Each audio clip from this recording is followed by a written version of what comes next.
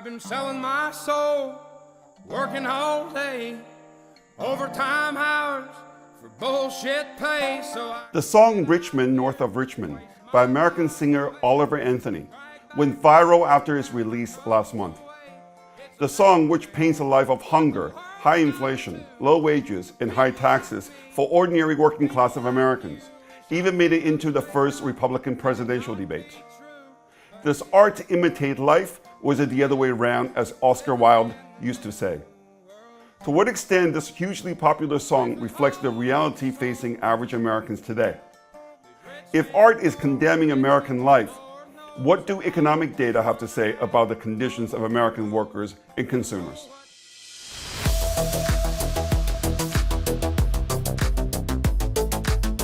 Hi, I'm David Wu, a former IMF economist and Wall Street strategist with a 20-year track record of making actionable predictions about the big stories shaping our world tomorrow. Consumer spending accounts for 70% of US GDP. And US GDP is 25% of world GDP in nominal terms and 15% in real terms. This means US consumer spending is somewhere between 10 to 17% of world GDP, no matter how you look at it. So what the US consumer does or does not do matters not only for the US economy, but for the entire global economy. The US is the world's largest importer of goods. Last year, US imports from the rest of the world totaled $3.2 trillion. This is $1 trillion more than China, the world's second largest importer of goods imported for domestic consumption. When I started my career on Wall Street 20 years ago, the received wisdom was that when US consumers sneeze, the rest of the world catches cold. And today, this is more true than ever. With European and Chinese consumers currently in open retreat, they have never been more important for the well-being of the entire global economy. So it is no exaggeration to say that American consumers are the last line of defense of the global economy against the next recession. US consumers have defied doomsayers so far in 2023. Household spending grew 4.2% and 1.7% in the first and second quarter. Monthly retail sales data have generally beaten consensus forecasts in both July and August. Yet, pessimism lingers, and not entirely without reason. Pessimists can point to the huge increase in credit card debt that recently soared above $1 trillion. With interest rates on credit cards at 20%, pessimists can argue that people are binging on credit card debt only because they have no choice. The pessimists can also point to the extremely depressed level of US household saving rate as supporting evidence that consumers are stretched and have little buffer against shocks. The fact that the current conditions component of the widely followed University of Michigan Consumer Sentiment Index is not far from recessionary levels lends some credibility to a pessimistic view of the state of the US consumers. But why are US consumers feeling depressed? The pessimists can point to the following polls. 64% of Americans think the country is on the wrong track. Even more concerning is the fact that more than 40% of Americans think that the US is heading to another civil war. The problem with economics is that one can always find some data to support whatever view one might have. Right now, many people are making the case that US consumers are unhappy, barely beating inflation, and on their last legs. The question, of course, is whether any of this is true.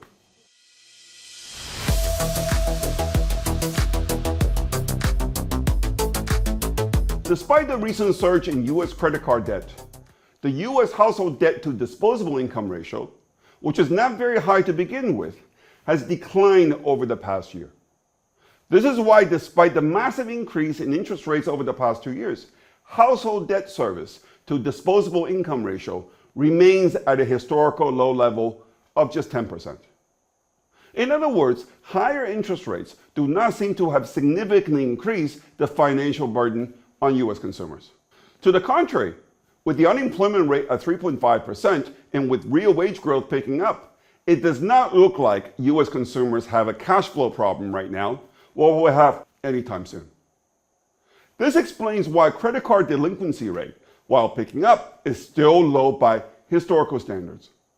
And this is true whether it is the delinquency rate reported by American Express that caters to higher income households and business owners, or the delinquency rate reported by Capital One that serves more lower income households.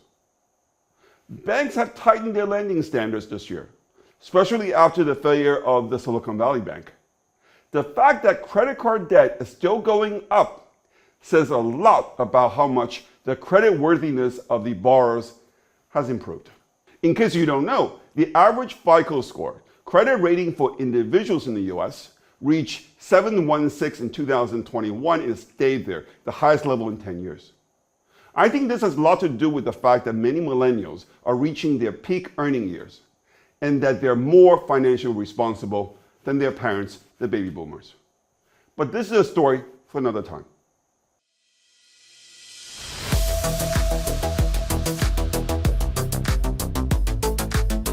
What about America's low saving rate?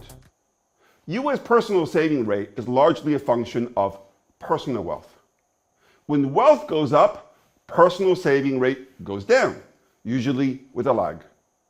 The past 3 years have seen a massive increase in the wealth of American households, propelled by a huge appreciation of US home prices in the US stock market. The stock market and home prices dropped last year, but they have since recovered.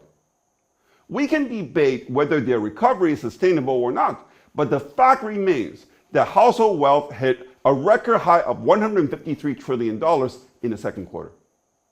Household net worth reached 7.8 times of disposable income at the end of June, compared to an average of just 6.8 times in the 3 years before the lockdown started. This huge positive wealth effect is likely why the saving rate is so low. If consumers are saving less, it's only because they can afford to. Of course, with interest rates at a 20-year high, Americans are also earning more on their savings. For older Americans who live on their savings, this may be giving them room to spend more. I can tell you this is certainly the case with me.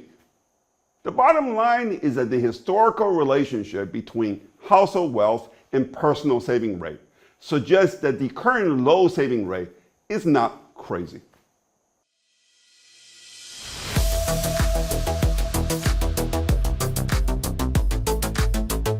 We talked about the positive wealth effect of the rising stock market, but what about poorer households with less or no wealth to speak of?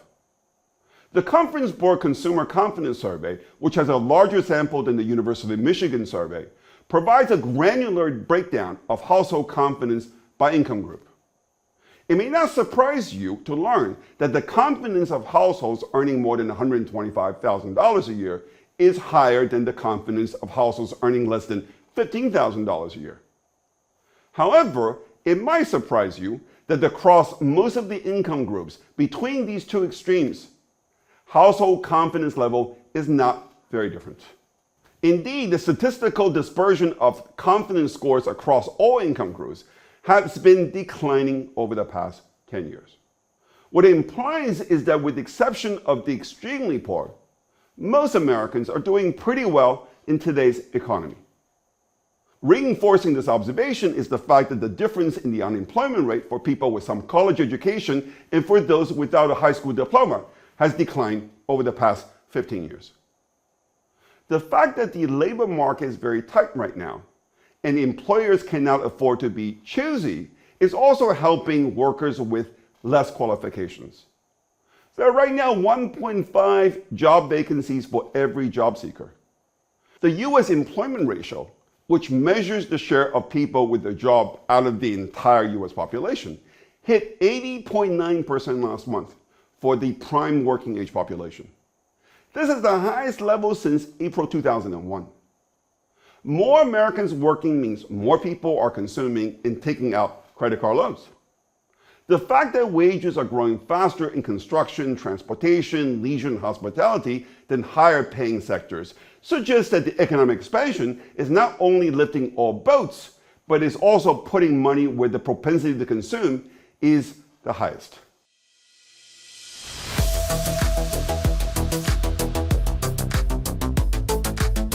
The US economy is doing well. after having grown 2% in the first half of the year. GDP growth in the third quarter is currently tracking 4.9%, believe it or not. This is why the Federal Reserve signaled this week that for 2023, there is one more rate hike waiting in the wings, and that interest rates will stay high for longer. What can change this rosy picture? In a recent video, I explained how the lofty valuation enjoyed by America's big tech monopolies is sustaining the US economic expansion and the hegemony of the US dollar. In another video, I talked about what could cause America's tech bubble to burst, and how if and when the bubble should burst, it would no doubt hit US consumers and the US economy hard. Another potential risk is a further increase in oil price. Despite US oil production being at a 3-year high, US oil inventories are very low right now. With the Biden administration having withdrawn 180 million barrels of oil from the US strategic oil reserve since March 2022, there is very little buffer against a sudden shock. I suspect this is the real reason why the administration is offering Saudi Arabia a defense treaty in the hope of weakening the OPEC Plus cartel. But with the war in Ukraine dragging into 2024 and the next US election just a year away, I suspect Mohammed bin Salman is not in a hurry. What does all this mean for investors? I've been bullish the dollar for a while, and I think the rally has room to continue. Higher oil price may be a problem for the US consumers, but it is not a problem for the US dollar, given US energy independence means the US will still fare better than most other countries. I cannot rule out that a temporary government shutdown on October 1st, which I think carries at least a 50% probability, might take some shine off the dollar. But it is difficult to see any shutdown lasting more than a few days. Because at the end of the day, bringing down Kevin McCarthy will not advance the cause of the Freedom Caucus. This brings us back to the fact that 64% of Americans think the US is on the wrong track. So far, US consumers have not voted with their wallet. So far, they're keeping their spending decisions separate from their concerns about the future of the country. But it is possible that the run-up to the 2024 elections could change their attitude. And that would be the topic for a future video. If you got something out of this program, please hit like and subscribe to my free YouTube channel. Let me know what you think by posting your comments on the video. If you want to learn more about my investment strategy, come visit us at davidwuunbound.com.